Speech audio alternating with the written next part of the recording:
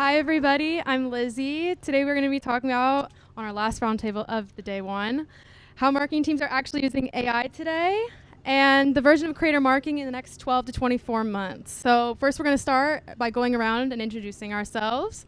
I'm Christopher Franco. I lead up media and measurement here at Pearpop. Hi, I'm Olivia Oshry. I'm the Chief Marketing Officer at the OAAA, the Out-of-Home Trade Association. Alexis, Ohanian, Reddit guy, but now all in on women's sports as a team owner and league owner. My name is Eric Suarez, and I've been a content creator for 7 years doing man-on-the-street challenge-based content, but more recently started a company where we grow some of the largest AI influencers that are on the internet right now. Okay, great. So I'll kick us off with question one. How are teams scaling creator marketing while also maintaining quality and performance? I feel like for me personally, I come from sort of like both sides of the marketing landscape. I was telling Eric before, it's almost like a Hannah Montana vibe where in my professional life, I am more on the corporate B2B side of marketing. And then in my personal life, dabble in the creator space. So it's almost like that professional and personal thing, both from a marketing perspective. And I think, from a general corporate marketing perspective, and especially from out of home, like the way that so many brands are leveraging out of home and tying it into partnerships that they have with creators or leveraging creators as sort of like the endorser or the talent. I think that AI is beyond helpful when it comes to the creative, just because you can take one piece of creative and really think about how to apply it to so many different formats. And from an out-of-home perspective, there are so many different formats. You could have everything from a billboard to something in an airport to a bench on the side of the road, right? So at the end of the day, being able to be nimble and flexible, especially with creators, like you only get so much of their time, right? And if you are a brand that wants to work with a creator, you also don't want to make it impossible to work with them where you need to do, multiple days shoots and, think about all the different possible ways that you could leverage them if you're using AI to sort of help from that perspective. And then I think like in my own sort of like personal creator journey, I just think there are so many tools these days that like we haven't even really scratched the surface with respect to like how it can really help.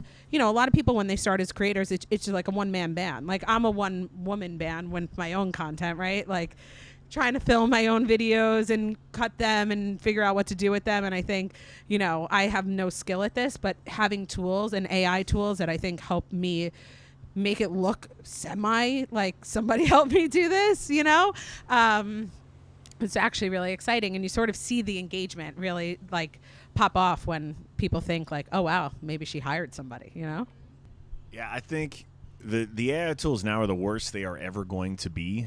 And it's very, very exciting to think about. Even, I don't know, closed captioning was something like the really cool highlighted text thing like that. That is the exact kind of thing that AI can do very, very, very well, that there's probably no human on the planet that wakes up in the morning and is like, oh, I can't wait to make sure to nail that closed captioning. Like it's not, it is the exact type of skill that people would much rather not have to do and have software do for them.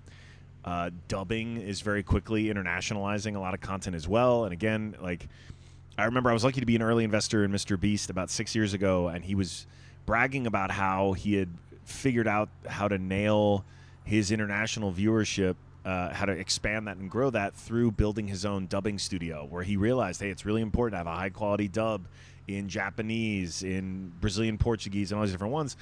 And then come 3 years ago, ChatGPT drops, and I'm like, Jimmy, I don't know if you're going to need to do all this anymore. And I actually think the next year or two, and lo and behold, here we are. I mean, YouTube's got it integrated. And when you just think about how much more accessible content has become simply by virtue of internationalization through AI, whether it was subtitles or closed captioning or dubbing, like everyone's audience just grew exponentially now. And again, it's the worst it's ever going to be. It's only going to get better.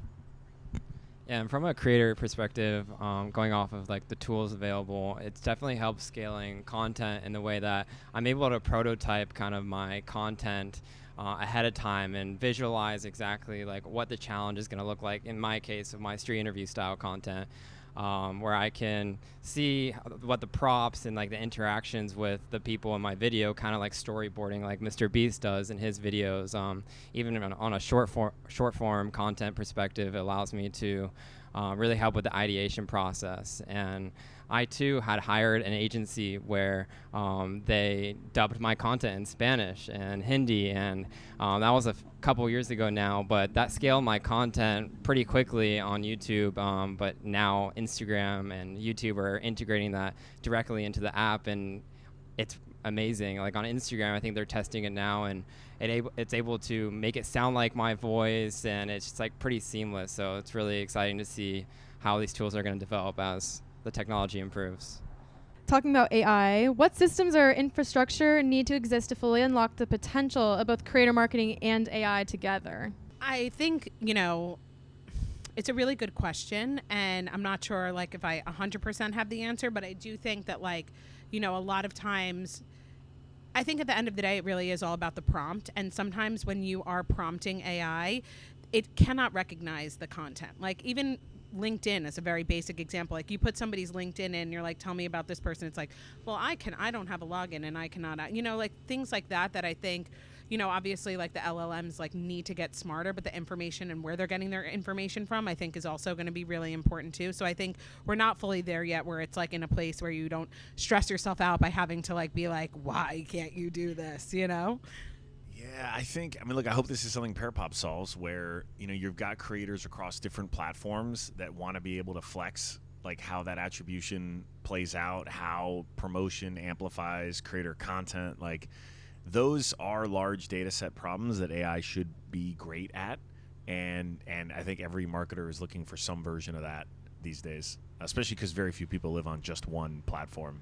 I think the most important part of content is actually the idea of the content itself. You really need a really great idea in order to have a viral video. Of course, all the other inputs like hooks and quality all matter too. But for me, especially, it's always the idea that really matters. And so having an LLM that helps me explore new ideas, stuff that I wouldn't think about myself, think about outside the box, is what would be most useful to me, to have something that like knows my content, kind of has like my brain, and just duplicate it in ways that allows me to scale my creativity further.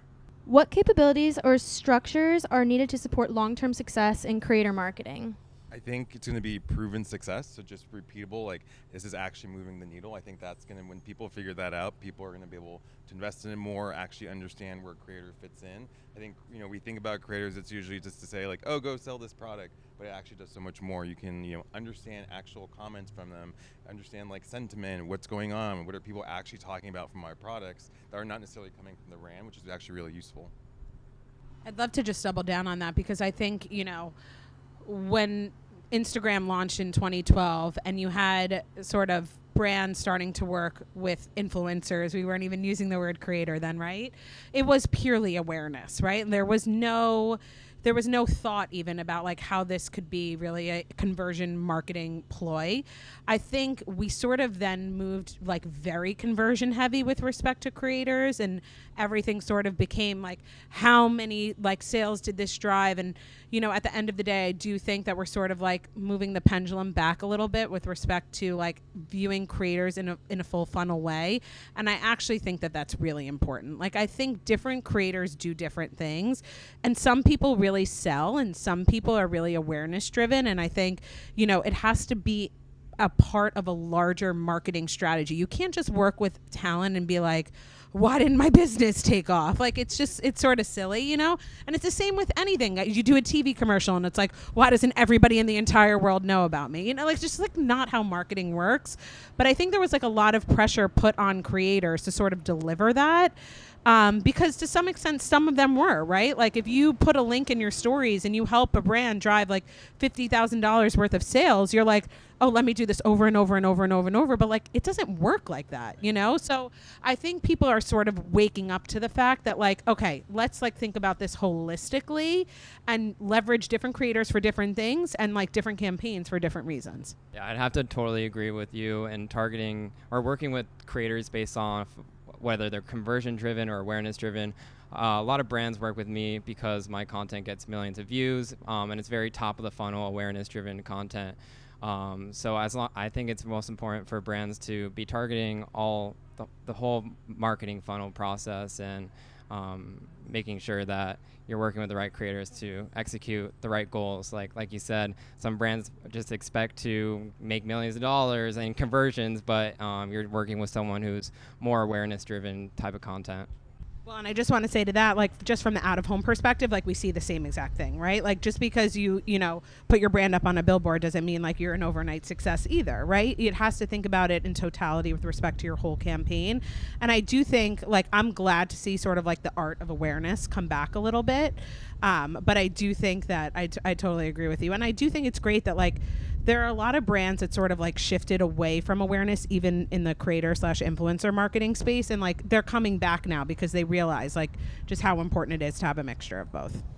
All right, I'm going to do one more question and then we'll wrap it up because I know we're hot. What does a well-integrated creator marketing strategy look like within the broader marketing mix? I don't think we know yet, to be perfectly honest. I think we're very much in the stage where we're testing things out and exploring what's working, especially as like data is still limited and we're trying to figure out what data is actually meaningful. I think we're seeing success across the board, but we don't necessarily can like pinpoint it to one thing or kind of isolate it to like, creator marketing is only good for awareness. Creator marketing so far seems to be working on everything. So I think very much right now it's in the early stages of like, what do we do with it? Where can we take it? And I think that's the interesting part of where we're going to be seeing next. I'll just double down on that. I think we have to get some answers here in the next couple of years, because traditional performance marketing, like you're seeing, I think the days of the sort of Google ad and Facebook ad arbitrage are kind of behind us in terms of like it's a part of the process, but it's definitely not the cheat code it used to be. All these GPTs have their own version of like optimization, which I talked about on an earlier panel, is kind of broken because they're trained on a lot of data that's already compromised, like Reddit communities that have been bought and sold that like feed content that is just promotional content for a certain brand. And so I think the market's going to realize that here pretty quickly. And so creators authentically able to speak to their cult like are going to play a really, really valuable role in conversion. And now that AI can help us on even more a clear picture of attribution and everything else, I think the next couple of years it's going to take a very, very important role because everyone's trying to figure out how to win this attention war now. And there's only going to be more AI slop. There's only going to be more noise fighting for your attention. The answer is to make great content. I was going to say, I totally agree. I think we're also starting to move away from, thankfully, like a brand just being like, oh, I just want to work with somebody with 100,000 followers. Like, I think that brands that are really smart sort of study different creators, try to find their own products in the background or somebody that really is like the optimal audience and establish that relationship. I think influencers and creators used to do a better job at this, actually, where like I know for myself, like I accept a good amount of gifting where it's just like, let me learn about a new brand, like no responsibility to post, nothing, but just let me get an introduction. And like if it naturally integrates into my life and over time it turns into a partnership, amazing. Like that's how it should be, really natural. I think, we sort of saw this a little bit with celebrity endorsements too, where it's like they just would literally slap anybody on anything just for the name, and it's like, but it flopped. Like it didn't make any sense. And I actually think that celebrity endorsements are doing a lot better now just because they're a lot smarter about why they're partnering with people, and it makes a lot more sense. I think we moved a little bit away from that on the creator side of things, but I think we're moving back towards that. And I think just it's not even about an engagement rate. It's not about your ability to sell. It's not about how many followers you have. Like, what is your content, and does your audience, like, would they need a product like this? Would they benefit from learning about it? Like, a lot of times shit is just a little too random. And when it's so random, I think it actually does more harm than good, in my opinion. All right, well, that actually is perfect because we're about there on time anyways, but thank you guys for all joining today. Last roundtable of the day.